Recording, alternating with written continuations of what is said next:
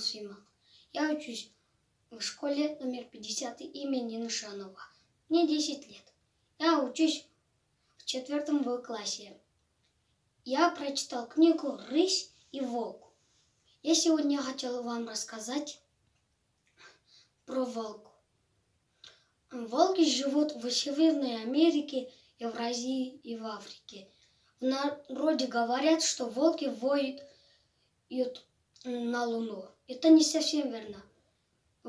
Во-первых, волки воют и днем. Во-вторых, когда воют волки, поднимают морду. Это чтобы звук распространяется лучше.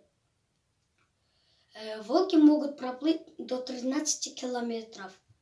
Мех очень хорошо защищает от волка от холода.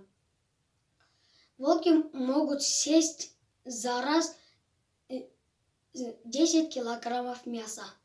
Волки могут пройти 70 километров за ночь. Длина волка 110-160 сантиметров. Высота волка 80-85 сантиметров. Хвост волка 20-25 сантиметров. И, конечно же, рысь. Рысь, когда охотится, прячется в камнях или на кустах.